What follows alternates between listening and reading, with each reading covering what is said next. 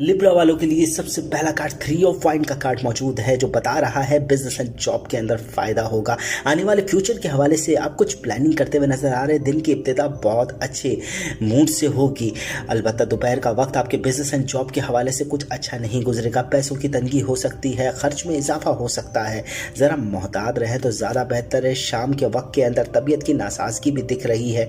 4 of sword का card मौजूद है। दूसरों की तनकीद की तरफ ध्यान मत दीजिए, थोड़ा नेगेटिव असर मौजूद है। तो शाम के वक्त पर कोई भी नया काम या नई चीज़ों के बारे में ना सोचे तो ज़्यादा बेहतर है। दिन की इब्तिदा से ही आपका मूड काफ़ी अच्छा रहेगा, तो शाम में भी उसका असर आपको मौजूद रहेगा, मगर दूसरों की तनकीद की तरफ ख़ास ध्यान ना दें। आपकी लव लाइफ सिचुएशन में भी बेहतरी के आसार मौजूद है। अपने पार्टनर के साथ वक्त आप गुजार सकते हैं। उसको बाहर ले जाना या कहीं आप जा रहे हैं घूमने फिरने, उसके हवाले से भी कार्ड में मौजूद है।